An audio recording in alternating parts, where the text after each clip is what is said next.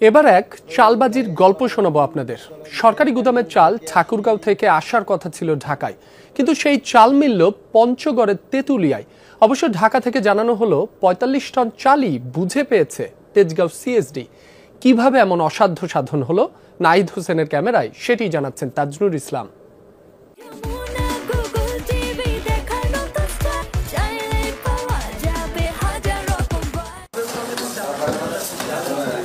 June মাসের ১২ তারিখ ঠাকুরগাঁও খাদ্য গুদাম থেকে ঢাকার উদ্দেশ্যে ছেড়ে যায় সরকারি চাল বোঝাই দুটি ট্রাক। নম্বর ঢাকা মেট্রো ট ২০/৬৭/৬০ ও ২০/৬৭/৬১। প্রতিটি ট্রাকে ২২.৫ টন করে মোট চাল চাপানো হয় ৪৫ টন। একদিন পর ১৪ জুন পঞ্চগড়ের তেঁতুলিয়া উপজেলার আজিজনগর গ্রামে ভাই ভাই হাস্কিং মিলের গুদামে পাওয়া যায় মোট ৫৭ টন চাল, যার মধ্যে ছিল ঠাকুরগাঁও খাদ্য গুদামের সিলমারা ১,৪৯২টি বস্তা, প্রতি বস্তায় ৩০ কেজি করে, মোট প্রায় ৪৫ টন চাল সেখানে। কিন্তু এগুলো তো ঢাকায় যাওয়ার কথা, তেঁতুলিয়ায় এলো কি করে?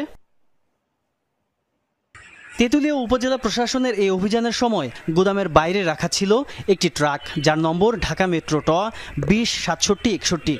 পুলিশের উপস্থিতি টের পেয়ে ট্রাক নিয়ে পালায় চালক। তবে সিসি ক্যামেরার ফুটেজ বিশ্লেষণ করে ওই ট্রাক ও চালককে শনাক্ত করা হয়। চালক জানান, ঢাকা মেট্রো ট ২০/৬৭/৬০ নম্বরের ট্রাকও একই জায়গায় চাল নামিয়েছে।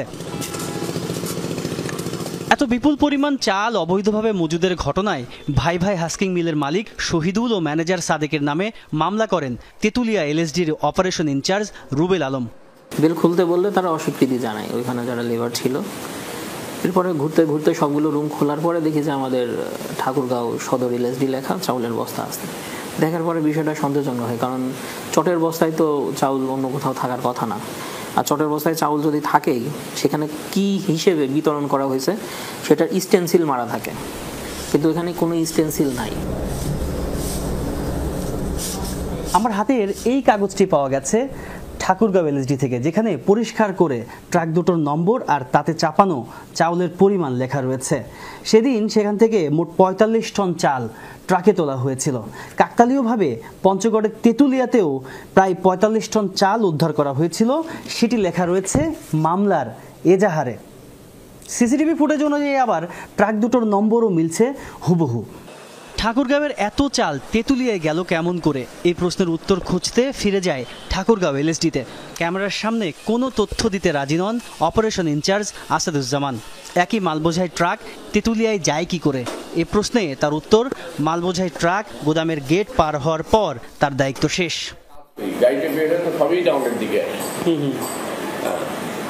আমরা খেয়াল করতে পারবো না, ডানে গেল না, বামে গেল না, উত্তরে গেল না, দক্ষিণে গেল, এই কথা বলবো না। যদিও সরকারি বিধি বলে অন্য কথা, সেটি উত্থাপনের পর তড়িঘড়ি করে শেষ করেন আলাপ। এক পর্যায়ে নিজের দায় এড়াতে টিম যমুনাকে টাকাও সেধে বসেন এলএসডির পরিদর্শক। না না না না একদমই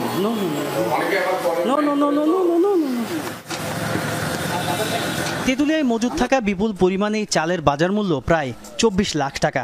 এবার ঘটনাস্থল তেঁতুলিয়ার আজিজনগরে টিম যমুনা, যার গুদামে এখন পড়ে আছে জব্দ হওয়া চাল। তেঁতুলিয়া এলএসডির ওসি রুবেল আলমের এমন ভান যেন কিছুই জানেন না তিনি।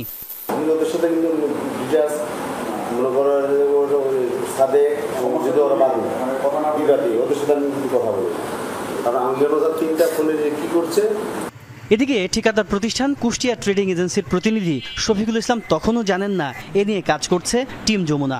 বলেই বসলেন নির্ধারিত সময়ে ঢাকায় পৌঁছে দেওয়া হয়েছে ২ ট্রাক চাল। গাড়িতে চলে গেছে, আমাদের মাল রিসিভ হয়ে গেছে।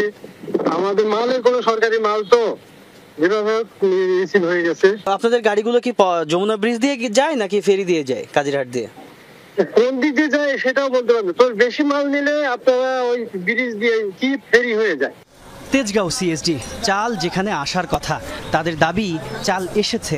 ৪৫ টন চাল বুঝে পাওয়ার রিসিভ কপিও দেখান পরিদর্শক নজরুল ইসলাম। তবে ক্যামেরায় কোনো কথা বলতে রাজি নন তিনি, অথচ চালগুলো সব জব্দ হয়েছে তেঁতুলিয়ায়। দরজা বন্ধ করতে হবে না।